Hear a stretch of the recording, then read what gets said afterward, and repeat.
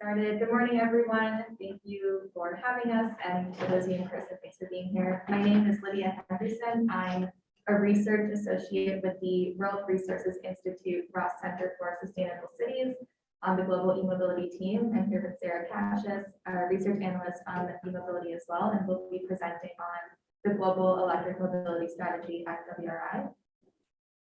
Next slide, please.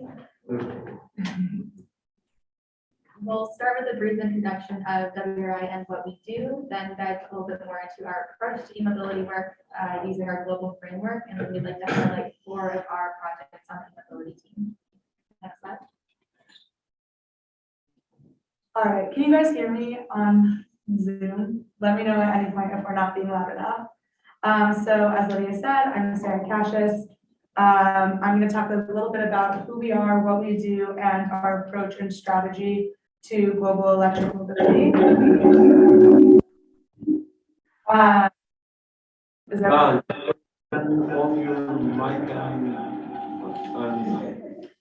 Are we good now? Yeah. We're good. Okay, no worries at all. So WRI is a nonprofit global think and do tank, as we like to say.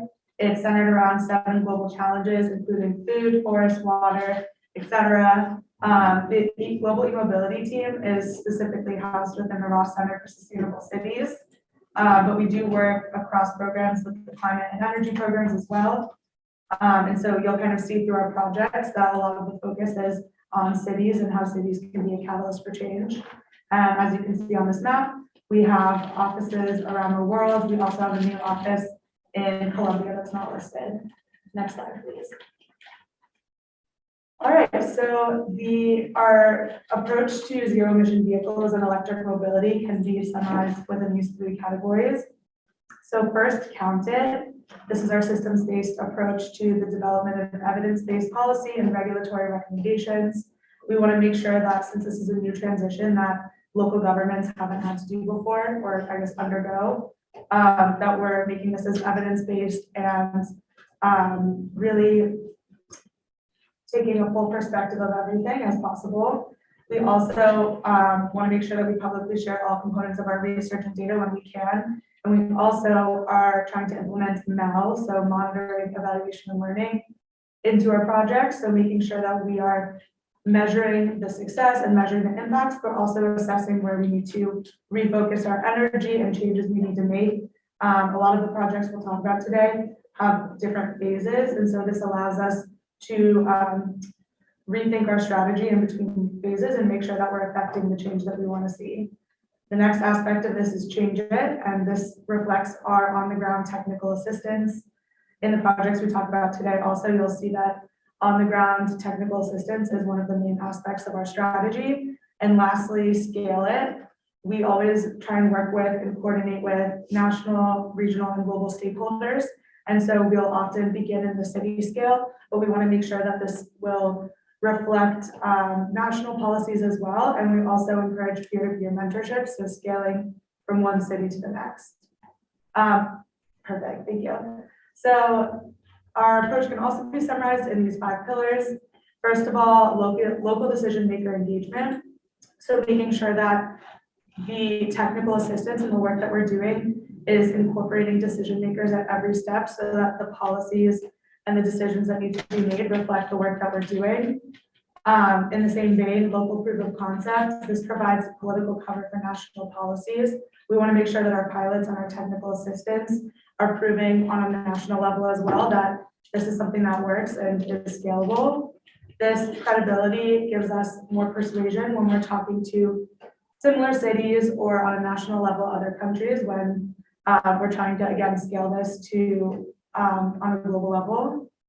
Collaboration with partners is very important to us. I think we have many of our partners on this call today. A lot of our projects include multiple organizations who are doing work in this area, and we think that every organization brings its own expertise, and it's really important to collaborate to make sure we're not repeating work, but also that we're covering a diverse number of countries and cities. And lastly, it's really important to us that we empower local and diverse stakeholders. So this really is both scalable and sustainable on the long term.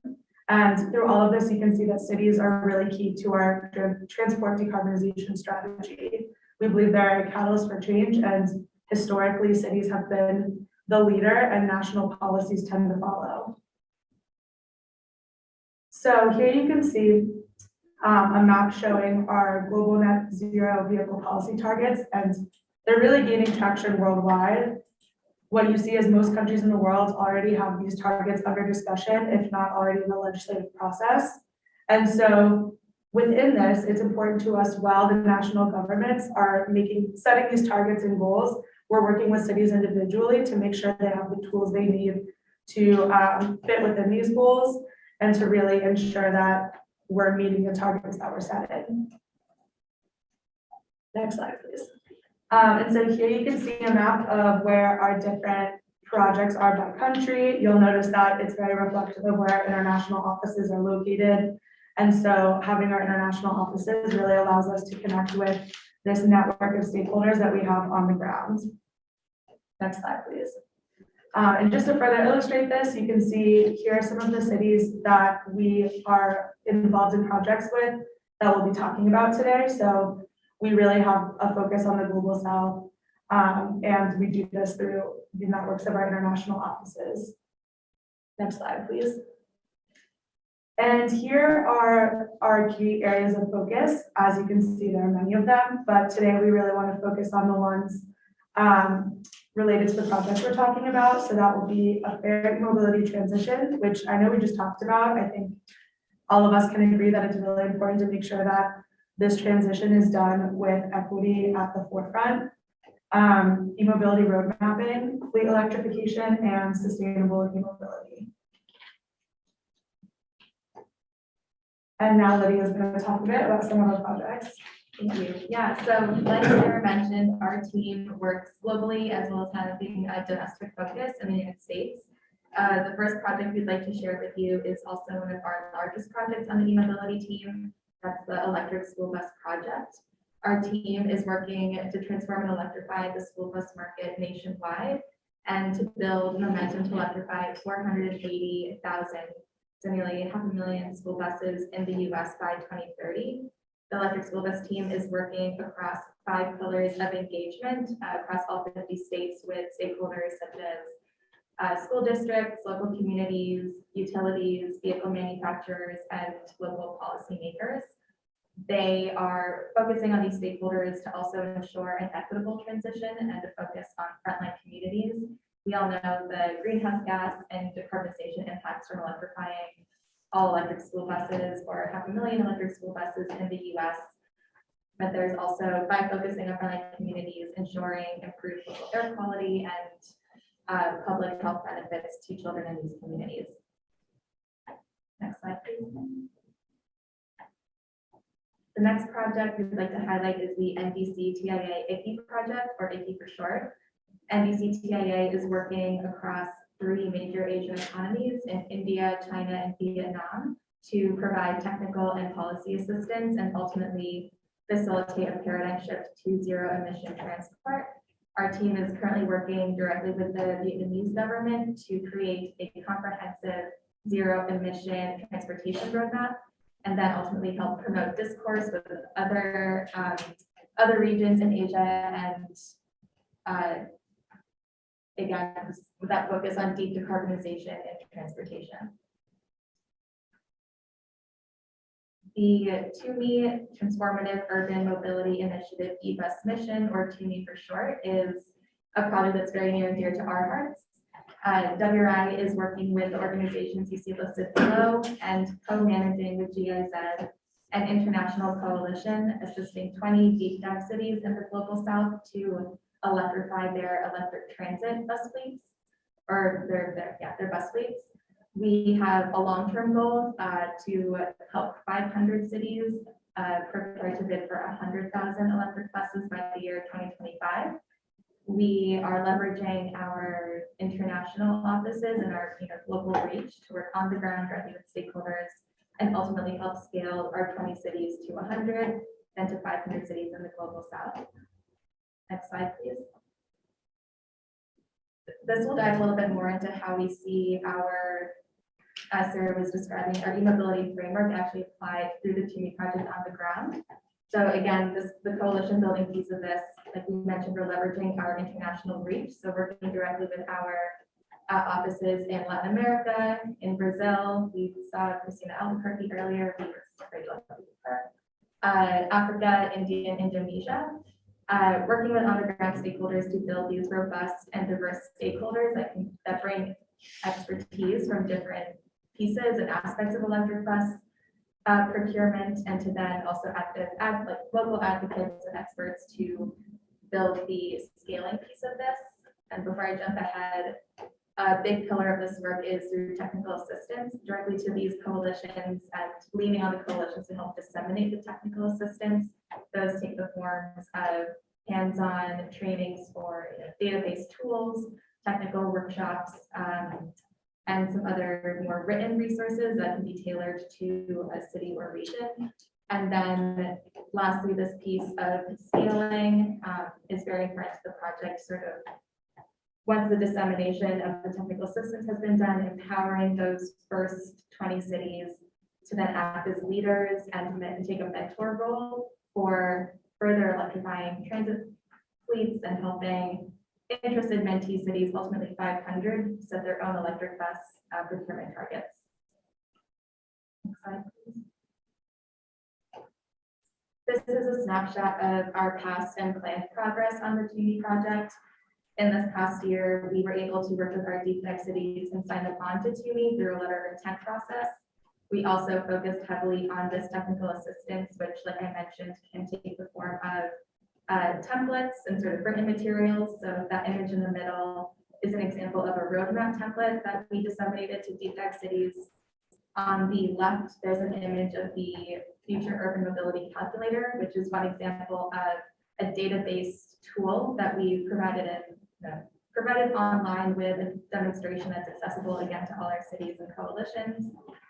On the right, there's an example of a public webinar we posted that was posted in 3 languages and showcased progress that's happening in Mexico City, Mexico, and Curitiba, Brazil. And in this next year, we hope to really build our bank of technical assistance materials, adding on trainings and hands-on assistance with topics of e-bus procurement like financing, total cost of ownership, route analyses, and the like. And then looking ahead to 2025, building those, further empowering those coalitions to then reach mentee cities that are interested and help reach our 100,000 e-bus goal. And a quick note I'd like to make is a handful of our cities are working to electrify their BRT systems as part of their e-bus targets. So if there's anybody on the Zoom or here who's working with a BRT system internationally or is interested in electrification of that specific system, we'd love to learn more about your project. All right, so the last project we're going to talk about today is our UK Pact Columbia project. The longer title you can see here, Preparing the Road to Zero Emission Urban Mobility in Colombian Cities, Accelerating Electric Bus Adoption. So there are 3 main components of this project. The first is deep technical assistance to 3 mid-sized cities in Colombia. The first iteration of this project actually worked in larger cities like Bogota, and then upon reflection, we wanted to focus our next phase really on smaller cities that didn't necessarily have existing infrastructure or existing investment. And so we did a city selection process, and we're working with Neiva, Pasto, and Monteria in Colombia. The next aspect of this is the facilitation of e-bus planning at the national level and really convening and identifying the stakeholders that we have. And the last aspect is the creation of a guidebook for e-bus adoption with a gender equity and social inclusion framework, which it sounds like has been a really hot topic, and I'm glad that it is. It sounds like there are a lot of areas for us to collaborate to continue to make sure that this transition to electric buses and electric mobility is as equitable as possible. Next slide, please.